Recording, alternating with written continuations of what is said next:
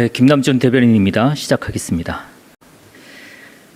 이재명 대통령은 오늘 오전 제5회 국무회의를 주재했습니다. 먼저 공개회의의 주요 메시지부터 정리하겠습니다.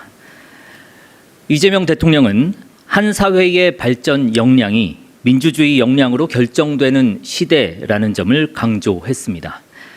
이 대통령은 국가 구성원들의 역량을 최대한 발휘시키는 것은 자율성과 민주성이다라며 민주주의 역량에 따라 국가 경쟁력도 결판나는 시대가 온 것 같다라고 말했습니다.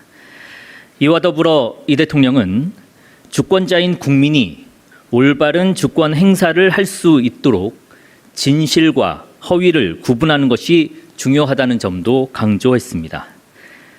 허위 정보는 주권자인 국민의 판단을 흐리게 하고 주권자의 의사 결정을 왜곡해 민주주의라고 하는 시스템을 훼손합니다. 따라서 허위 정보에 엄정한 책임을 묻는 것은 사회의 민주주의 역량을 유지하고 발전시키는 데 있어 중요한 일입니다. 특히 민주주의의 요체이자 민의의 전당인 국회에서 허위 정보를 근절한 것은 반드시 필요한 일임에도 국회 위증 고발 사건이 너무 적체되면서 문제가 되고 있습니다.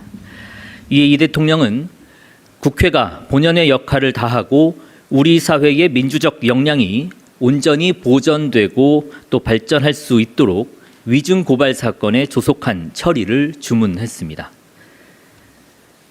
다음으로 이 대통령은 티끌모아 태산 같은 개혁을 거듭 강조했습니다.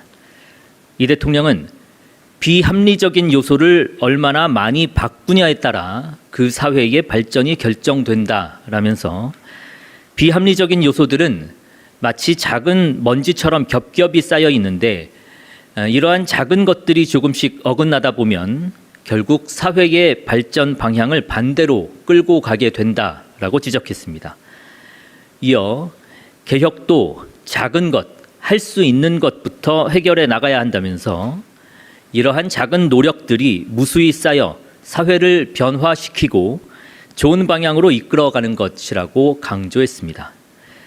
즉 작고 사소해 보이더라도 빠르게 처리할 수 있는 것부터 신속히 그리고 많이 해결해 나가는 것이 이재명 정부의 개혁 방침이라는 점을 말씀드리겠습니다. 다음은 안건 심의 결과를 말씀드리겠습니다. 오늘 회의에서는 법률 공포안 40건, 대통령령안 38건, 일반 안건 4건, 그리고 보고 안건 1건이 상정됐습니다. 상정된 안건은 모두 원안 의결됐습니다. 의결된 안건 중에는 국정과제와 관련된 법령들도 35건 포함됐습니다. 이 중 국민의 삶과 밀접하게 관련되어 있는 주요 법령들을 소개해 드리겠습니다.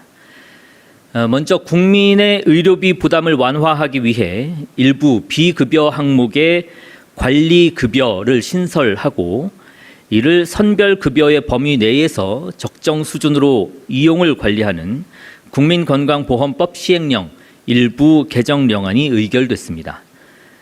또한 청년층의 학자금 채무 부담을 줄이기 위해 학자금 대출의 이자 면제 소득 기준과 이자 면제 기간을 완화하는 학자금 상환법 개정안이 의결됐습니다.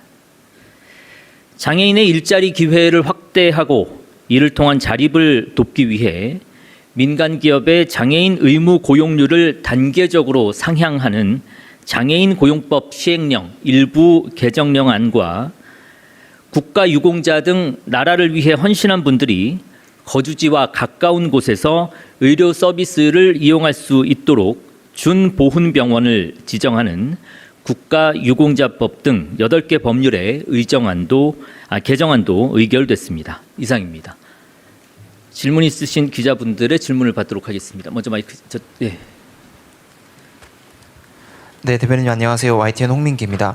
지난 주말에 고위당정 협의회에서도 그렇고 오늘 국무회의에서도 대통령께서 국회에 입법 속도를 내달라고 요청을 하셨는데 현재 국회가 여대 야소 상황이라서 사실상 여당 지도부를 향한 메시지로 해석되는데 이에 대해서는 어떤 생각이신지 여쭙습니다. 뭐 여러 차례 다양한 기회가 있을 때 입법의 속도를 강조해 주셨습니다. 이 국정 과제들이 산적해 있고 또 해결해야 할 일들이 많은데 거기에 보조해서 입법도 속도를 맞춰달라라는 총론적인 주문이었고요. 오늘 말씀도 특별한 어떤 사안이 있어서라기보단 그런 총론적인 의견이었다라고 말씀드리겠습니다. 네, 앞쪽으로 전달해 주시죠. 예, 대변인 매일경제 성송입니다. 경제 관련해 가지고 좀 두 가지 여쭤보고 싶은데요. 대통령께서 뭐 SNS도 그렇고 오늘 이제 국무회의 모두 발언에서도 매입임대 제도에 대한 말씀을 해주셔가지고 혹시 이거는 뭐 비공개 국무회의에서 좀 다뤄졌거나 아니면 뭐 재정경제부 등 관련 부처에서 좀 보고가 이루어졌는지 궁금하고요. 그리고 또 하나는 대통령께서 뭐 상당히 좀 많이 좀 반복해서 말씀하셨던 게 고용 유연성, 이거 예전부터 또 나왔던 얘기인데 오늘 좀 다시 말씀하시게 되는 배경이 무엇인지, 그리고 좀 더 구체적으로 더 논의된 게 있으셨는지 그 부분 말씀해 주시면 감사하겠습니다.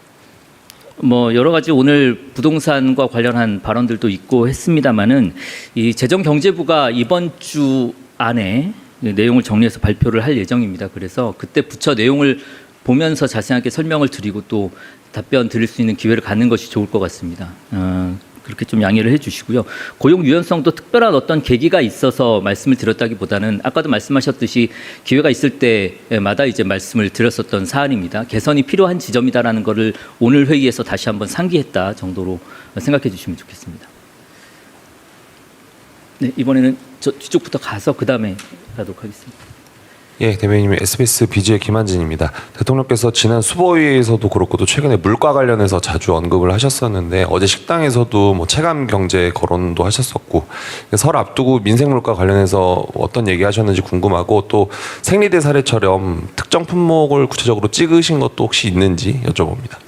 오늘 회의에서는 특정 품목에 대한 이야기가 나오거나 아니면 체감 경제와 관련해서 심도 있는 논의가 다뤄지지는 않았습니다. 오늘 국무회의에서는 그렇다라는 말씀이고요.